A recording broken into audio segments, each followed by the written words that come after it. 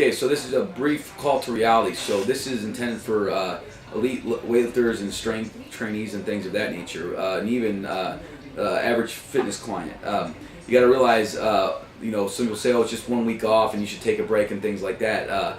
If you really want any sort of significant result, especially in strength gain, you got to realize that 1 week off, it really is more like taking 4 weeks off. So you might have that 1 week off, but whatever progress you were making the week before and build up you had before that, the next week you're not just jumping back on and making progress. You are basically going to be a little bit worse that first week back than you were the week before you left.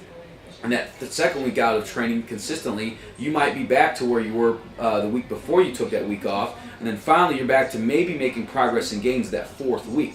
So you took a week off, the reintro week you're going to be a little bit worse than you were the week before. The third week you might be back to maintenance, and that fourth week out you're finally maybe making progress. And that's if things go great. But there's many times where I've done this and it's taken me much longer than that because I had such a big build-up and base build-up in order to get to that point. So not to be an exercise training Nazi and say never take off or never relax, but if you're serious about your goals and you want to get really elite and take this really far, that's something you really have to consider. And what qualities do you have to make sure you maintain and keep up if you are going on vacation or you plan to take some time off, and what the detriments of that might be.